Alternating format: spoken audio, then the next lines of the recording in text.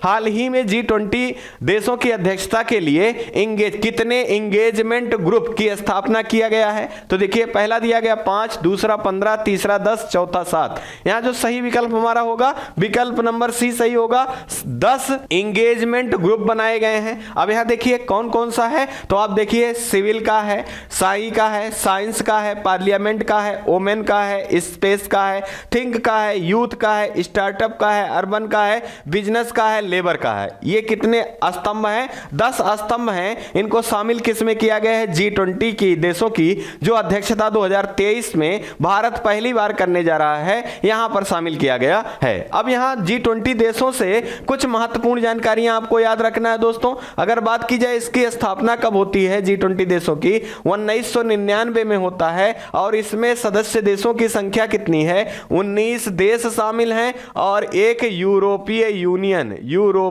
Union शामिल है। यूरोपीय यूनियन में 27 देश शामिल हैं। साथ ही साथ अगर हम बात करें भारत इसका G20 देशों का सदस्य देश के रूप में भी शामिल है। अगर हम बात करें यूरोपीय यूनियन की, तो इसका मुख्यालय कहां है? बेल्जियम की राजधानी ब्रुसेल्स में है। और आप याद रखेंगे यूरोपीय यूनियन की प्रमुख कौन है? तो उर्सुला वॉन डेर लेyen जो है वर्तमान में इसकी प्रमुख हैं। यह भी आपको याद रखना है। अगर हम बात करें G20 देशों की, तो 2021 की बैठक कहां बुलाई गई थी? तो ये इटली में बुलाया गया था, याद रखेंगे। और 2022 की बात करें तो बाली ये कहां का शहर है? इंडोनेशिया का शहर है। और आप ध्यान रखेंगे इंडोनेशिया की राजधानी जकार्ता है। और यहां के इंडोनेशिया के राष्ट्रपति कौन है? जोको विडोडो हैं। यह भी याद रखना है। अगर हम बात कर लें यहां हाल ही में 2023 की बात कर लें, तो G20 देशों की बैठक कहां बुलाई जानी है? तो ये भारत में बुलाया जाएगा। और इसके लिए शेरपा नियुक्त किए गए हैं। कौन है? तो अभिताभ कांत जी जो है दोस्तों,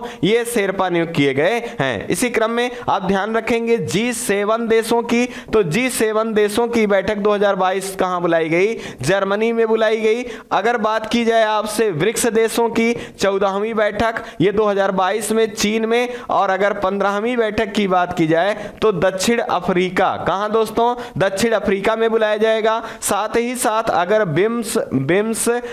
बिम्सटेक शिखर सम्मेलन की बात करें तो 2022 का कोलंबो में आयोजित किया गया। साथ ही साथ आपको ध्यान रखना है, अगर बात की जाए SCO की 2022 की बैठक कहां बुलाई गई, तो आप ध्यान रखेंगे समरकंद में। और ये कहां स्थित है? उज्बेकिस्तान की राजधानी ताशकंद है। और SCO की 2023 की अध्यक्षता कौन सा देश करेगा? तो भारत के द्वारा किया जाएगा। यह भी आपको याद रखना है। यह महत्वपूर्ण सम्मेलन है, कहीं ना कहीं परीक्षाओं में जरूर पूछे जाएंगे। आइए रिवीजन की सीरीज को पुनः देखते हैं। देखिए, महाराष्ट्र के नागपुर में सबसे लंबा डबल डेकर फ्लाई ओवर का निर्माण कर विश्व रिकॉर्ड बनाया गया। किसके द्वारा? तो भारतीय राष्ट्रीय राजमार्ग प्राधिकरण के द्वारा। और इसकी लंबाई कितना है? तो 3.14 किलोमीटर है। अगला है झारखंड में बाबा बैद्यनाथ मंदिर में सीधी कनेक्टिविटी प्रदान करने के लिए देवघर हवाई अड्डे का उद्घाटन किसके द्वारा किया गया और कब? तो 12 जुलाई 2022 को प्रधानमंत्री नरेंद्र मोदी जी द्वारा किया गया। यह भी आप याद रखेंगे। अगले महत्वपूर्ण जानकारी के रूप में देखें, हाल ही में किस राज्य द्वारा उन्नत इनर लाइन परमिट प्रणाली पोर्टल प्रारंभ किया गया? विकल्प हमारे दिए गए हैं। पहला अरुणाचल प्रदेश, दूसरा नागालैंड, तीसरा मणिपुर, चौथा असम। यहां जो सही विकल्प हमारा है ये मणिपुर में किया गया है। मणिपुर की राजधानी क्या है? इम्फाल। क्या है? इम्फाल है। आप ध्यान रखेंगे। अगर हम बात करें यह उन्नत इनर लाइन परमिट प्रणाली का क्या आशय है, तो आपको ध्यान रखना है कि भारत के जो पूर्वोत्तर राज्य हैं कौन कौन से हैं, तो आप याद रखेंगे अरुणाचल प्रदेश है। साथ ही साथ नागालैंड है। साथ ही साथ मणिपुर है। आप याद रखेंगे मिजोरम है। आप याद रखेंगे मेघालय है। ये सारे जो हैं ये पूर्वोत्तर के राज्यों में आते हैं। और यहां से आगे जब जाएंगे तो म्यांमार की सीमा लगती है। और आपको ध्यान रखना है कि इससे पहले ही इनर लाइन बनाए जाने की घोषणा की गई है जिससे आपकी सुरक्षा को सुनिश्चित किया जा सके और भारतीय सीमाओं को सुरक्षित रखा जा सके। इसी के उद्देश्य के द्वारा मणिपुर के द्वारा कौन सा इनर लाइन परमिट प्रणाली पोर्टल प्रारंभ किया गया। अगर आपको इन सीमाओं तक जाना है तो पहले से आपको क्या करना होगा, अनुमति प्रदान करना होगा और यह सुरक्षा के दृष्टिकोण से किया गया है, यह भी ध्यान रखना है। मणिपुर के मुख्यमंत्री कौन है, वीरेंद्र सिंह है। साथ ही साथ आपसे पूछा जाता है थांगटा नामक मार्शल आर्ट कहां का है, तो आप ध्यान रखेंगे थांगटा मार्शल आर्ट जो है ये मणिपुर का है। इसी क्रम में आपको ध्यान रखना है केबू लाम जाओ नेशनल पार्क का संबंध किस राज्य से है, तो आप ध्यान रखेंगे मणिपुर से है। अगर पूछा जाए लोकटक झील की, तो इसका भी संबंध कहां से है, तो आप ध्यान रखेंगे यह भी मणिपुर में स्थित है। इसी क्रम में आपको याद रखना है विश्व का पहला तैरता हुआ नेशनल पार्क कौन है, तो केबू लाम जाओ है। किस झील में है, लोकटक झील में है और यहीं पे संघाई हिरण पाया जाता है और फूमड़ नामक घास का मैदान भी पाया जाता है। यह आपके लिए महत्वपूर्ण है। इसी क्रम में आपको अरुणाचल प्रदेश से ध्यान रखना है। अगर पूछा जाए भारत का पहला एक्वा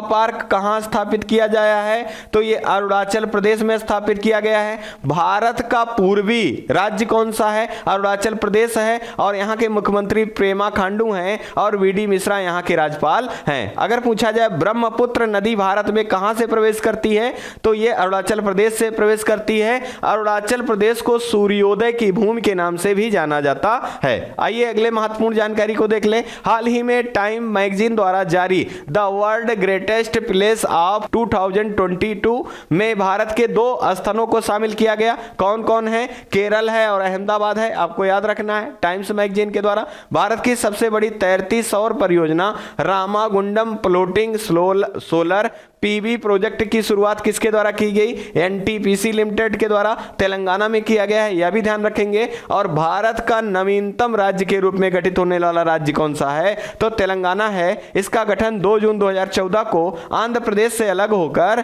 29वें राज्य के रूप में होता है, यह भी ध्यान रखेंगे। अगला हमारे जानकारी के रूप में देखें, अगला महत्वपूर्ण प्रश्न, हाल ही में देश का पहला मानव अंतरिक्ष उड़ान गगनयान के अंतर्गत कौन सा मानव रहित मिशन होगा। देखिए यहां दिया गया है H1, G1, G2, इनमें से कोई नहीं। यहां जो सही विकल्प हमारा होगा, विकल्प नंबर ए सही होगा, H1 होगा। अगर हम बात करें गगनयान की, तो यह किसके द्वारा प्रयोग किया जाना है, तो इसरो के द्वारा किया जाना है। अब इसरो की स्थापना यहीं देख लें तो 15 अगस्त 1969 ईस्वी में इसका गठन किया, स्थापना किया जाता है। साथ ही साथ इसका मुख्यालय कहां है, तो बंगलुरु में इसका मुख्यालय है। और आप याद रखेंगे पहले इसके प्रमुख विक्रम साराभाई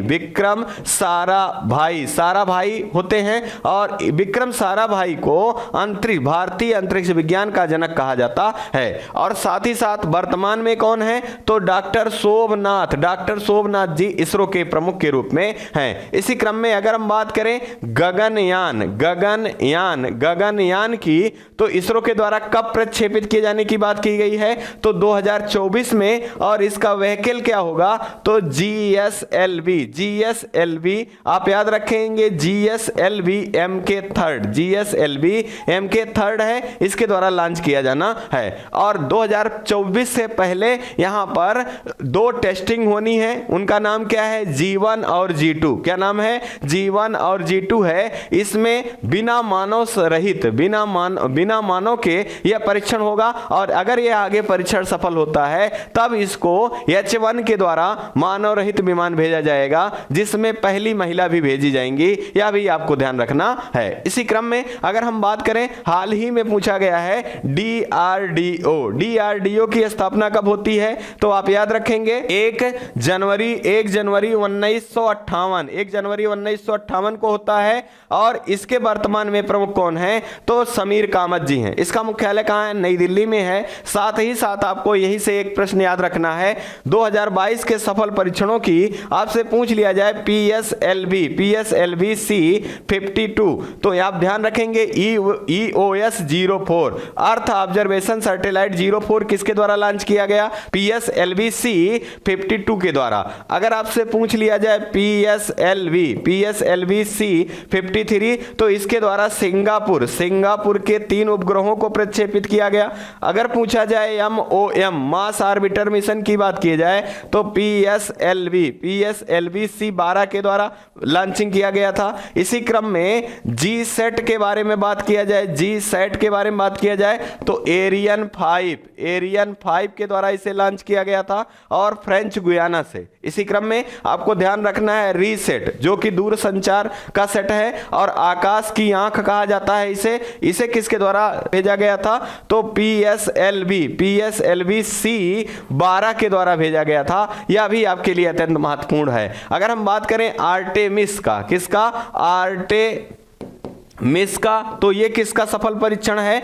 तो चंद्रमा पर दोबारा मानव को ले जाना नासा का ये सफल परीक्षण आर्टेमिस है। इसी क्रम में नासा और इसरो का एक संयुक्त उपक्रम है, उसका नाम क्या है? निसार। क्या नाम है? निसार है। इसी क्रम में UAE के द्वारा पहला राशिद रोवर भेजा गया है, यह भी चंद्र मिशन है। और होप मिशन भेजा गया था, तो वो मंगल मिशन था। और चीन के द्वारा तियानबेन फर्स्ट भेजा गया था, यह भी आपको याद रखना है। आइए हम लोग अगले महत्वपूर्ण रिवीजन को देख लेते हैं। भारतीय सेना ने सुरक्षा मंथन 2022 का आयोजन किया। कहां? राजस्थान के जोधपुर में। कहां? राजस्थान के जोधपुर में। महाराष्ट्र विधानसभा में भारत के सबसे युवा स्पीकर के रूप में किसे चुना गया? तो राहुल नार्वेकर है, यह भी ध्यान रखना है। और यहां के मुख्यमंत्री नए चुने गए हैं, कौन? एकनाथ शिंदे और भगत सिंह कोश्यारी जो हैं यहां के राज्यपाल हैं, यह भी याद रखना है। अगले महत्वपूर्ण जानकारी के रूप में देखें, हाल ही में IPL के सबसे महंगे खिलाड़ी के रूप में कौन है? तो देखिए बेन स्टोक है, दूसरा कैमरिन ग्रीन है, तीसरा सैम करन है, चौथा जो दिया गया हैरी क्रूक है। यहां जो हमारा सही विकल्प है सैम करन है और ये इंग्लैंड, कहां के? इंग्लैंड देश के हैं, यह भी ध्यान रखेंगे। और ये अभी तक के दूसरे सबसे महंगे खिलाड़ी बने हैं इस खेल में, तो IPL की नीलामी में। इसी क्रम में देखिए इनको किसके द्वारा लिया गया है? तो सैम करन को पंजाब किंग्स के द्वारा लिया गया है। कितना? 18.50 करोड़ में इनको लिया गया है IPL में। अगर हम बात करें यहां पर कुछ क्रिकेट से संबंधित महत्वपूर्ण जानकारियों के रूप में, हाल ही में T20 वर्ल्ड कप का आयोजन कहां किया गया? तो ये ऑस्ट्रेलिया में किया गया। कहां किया गया? ऑस्ट्रेलिया में किया गया। और यहां पर आप ध्यान रखेंगे संस्करण कौन था? 8वां था। और विजेता कौन रहा? इंग्लैंड दूसरी बार विजेता रहा। पहली बार 2010 में रहा। टूर्नामेंट ऑफ द क्रिकेटर के रूप में किसे चुना गया था? तो सैम करन को चुना गया था, यह भी ध्यान रखेंगे। इसी क्रम में उप विजेता पाकिस्तान रहा। अगर हम बात करें हाल ही में अंडर 19 क्रिकेट कप का आयोजन किया गया था, विजेता कौन रहा? तो भारत जो है ये विजेता रहा और इंग्लैंड जो है ये उप विजेता रहा, यह भी ध्यान रखना है। इसी क्रम में अगर बात की जाए एशिया T20 महिला की बात कर ली जाए तो भारतीय महिला टीम के द्वारा जीता गया है। और अगर पुरुष की बात की जाए तो श्रीलंका के द्वारा जीता गया है, श्रीलंका के द्वारा। यहां उप विजेता पाकिस्तान यहां भी रहा है, आप याद रखेंगे। 2019 का वनडे वर्ल्ड कप का खिताब किसने जीता था? तो वह भी इंग्लैंड के द्वारा जीता गया था, आप याद रखेंगे। इसी क्रम में आपको ध्यान रखना है ICC के द्वारा, तो ICC का जो 13वां विश्व कप होगा, ये क्रिकेट विश्व कप होगा, इसका आयोजन 2023 में कहां किया जाएगा? तो भारत में किया जाएगा। यह भी आपके लिए अत्यंत महत्वपूर्ण प्रश्न के रूप में है। आइए अगले महत्वपूर्ण रिवीजन की सीरीज को देखते हैं। नई शिक्षा के बेहतर क्रियान्वयन के लिए वाराणसी में अखिल भारतीय शिक्षा समागम का उद्घाटन किसके द्वारा किया गया? तो प्रधानमंत्री नरेंद्र मोदी जी द्वारा किया गया। अगला है श्रीनगर में स्वामी रामानुजाचार्य के स्टैच्यू ऑफ पीस का अनावरण किसने किया है? तो केंद्रीय गृह मंत्री अमित शाह जी द्वारा किया गया है। अब आपको स्टैच्यू ऑफ पीस 2 देखने होंगे। अगर पूछा जाए स्टैच्यू ऑफ पीस कहां कहां पर स्थित है, तो आपको ध्यान रखना है, पहला कहां है, श्रीनगर में, और दूसरा कहां है, तो आप याद रखेंगे राजस्थान में है, और ये जैन मुनि से संबंधित है। भारत की जो महान स्टैचू हैं उनको देख लें। अगर बात पूछी जाए स्टैचू ऑफ यूनिटी की तो केवड़िया गुजरात में है। अगर पूछा जाए स्टैचू ऑफ पीस की तो राजस्थान और श्रीनगर में स्थित है। अगर बात की जाए स्टैचू ऑफ इक्वलिटी की तो हैदराबाद में स्थित है, संत रामानुजाचार्य से है। और स्टैचू ऑफ नॉलेज की बात की जाए तो वी.आर. अम्बेडकर की है, महाराष्ट्र में स्थित है। और राजस्थान के राजसमंद में ही विश्व की सबसे ऊंची प्रतिमा विश्वास स्वरूपम भगवान शिव की प्रतिमा है, यह भी आपको याद रखना है। आइए अगले महत्वपूर्ण प्रश्न के रूप में एक और देख लें। अगर बात करें केम्पेगौड़ा अंतरराष्ट्रीय हवाई अड्डे के परिसर में किसकी स्टैचू लगाया गया हाल ही में, statue of prosperity. Statue of prosperity Nadaprabhu Kempegowda से संबंधित है। इस सेशन के लास्ट प्रश्न को हम लोग देखते हैं और अत्यंत महत्वपूर्ण प्रश्न ये भी है, हाल ही में किस राज्य में इंटरनेशनल बैलून फेस्टिवल का आयोजन किया गया। पहला देखिए असम है, दूसरा केरल, तीसरा आंध्र प्रदेश, चौथा तमिलनाडु। यहां जो हमारा सही विकल्प होगा तमिलनाडु राज्य में इंटरनेशनल बैलून फेस्टिवल का आयोजन किया गया। अगर हम बात करें तमिलनाडु की राजधानी क्या है, चेन्नई जो है दोस्तों, ये इसकी राजधानी है। अगर हम बात करें कि यहाँ के मुख्यमंत्री कौन है, एम के स्टालिन है। साथ ही साथ आर एन रवि जो हैं यहाँ के राज्यपाल हैं। अगर हम बात कर लें यहाँ तमिलनाडु राज्य से तो आपको जरूर याद रखना है 44वां शतरंज ओलंपियाड का आयोजन कहां किया गया था, तमिलनाडु की राजधानी चेन्नई में। विजेता कौन रहा, उज्बेकिस्तान देश रहा। और यहीं से आपको याद रखना है कि फीडे के उपाध्यक्ष के रूप में किसे नियुक्त किया गया है, तो विश्वनाथ आनंद जी को नियुक्त किया गया है। भारत के पहले ग्रैंड मास्टर कौन थे, तो आप याद रखेंगे शतरंज में विश्वनाथ आनंद से। और महिला वर्ग में बात करें तो विजय लक्ष्मी थी। साथ ही साथ आपसे पूछा जा सकता है यहां तमिलनाडु राज्य से डुगोंग संरक्षण कहां पर स्थापित किया गया, जो कि भारत का पहला है, तमिलनाडु में। और लोरिस सिलेंडर अभयारण्य कहां स्थापित किया गया, तमिलनाडु में। अगर पूछा जाए खाद्य सुरक्षा संग्रहालय कहां बनाया गया, तमिलनाडु के तंजावर में। साथ ही साथ आपको याद रखना है तमिलनाडु के तट को कोरोमंडल तट के नाम से जाना जाता है। और तमिलनाडु राज्य जो है ये लेखा परीक्षक पद का सृजन करने वाला भारत का पहला राज्य है। इसी क्रम में यहां पर ध्यान रखेंगे 13वां, यहां पर याद रखेंगे 17वां वर्ल्ड सेंचुरी घोषित किया है किस राज्य के द्वारा, तो ये तमिलनाडु राज्य के द्वारा घोषित किया गया है। इसी क्रम में आप ध्यान रखेंगे अगर आपसे पूछा जाए महत्वपूर्ण मुख्यमंत्री नाश्ता योजना का कहां से शुभारंभ किया गया, तो तमिलनाडु राज्य से किया गया। यह भी आपके लिए अत्यंत महत्वपूर्ण है। तमिल काशी संगमम का आयोजन किया गया जिसमें तमिल साहित्य और उत्तर भारत के साहित्य का क्या किया गया, इसमें प्रसार और युवाओं में इनके प्रति जो विभिन्न प्रकार की जागरूकता है उसको प्रसारित करना इसका मुख्य उद्देश्य रहा है। इसी क्रम में अगर हम बात करें आंध्र प्रदेश की तो आप ध्यान रखेंगे आंध्र प्रदेश का प्रसिद्ध नृत्य कुचिपुड़ी है। और तमिलनाडु के कुछ नृत्य हैं जो त्योहार हैं, पोंगल है, साथ ही साथ जल्लीकट्टी जो त्योहार है ये कहां मनाया जाता है, तमिलनाडु में। केरल की बात करें तो केरल ओणम के लिए जाना जाता है। और असम की बात करें तो आप ध्यान रखेंगे असम को कामरूप के नाम से जाना जाता था। साथ ही साथ अगर हम बात करें यहां असम से एक मुख्य जानकारी के रूप में तो नवीनतम जो राष्ट्रीय उद्यान है कौन कौन से हैं, देहिंग पटकोई है और रायमोना है, ये कहां से संबंधित है, असम राज्य से संबंधित हैं, आपको याद रखना है। आइए इसी क्रम में हम लोग रिवीजन को एक बार पुनः देख लेते हैं। वैश्विक फिल्म पर्यटन सम्मेलन का आयोजन कहां किया गया, उद्घाटन तो मुंबई में किया गया। अंतरराष्ट्रीय मुद्रा कोष की पहली महिला मुख्य अर्थशास्त्री के रूप में किसे चुना जाता है, तो ये गीता गोपीनाथ हैं, यह भी आपको याद रखना है।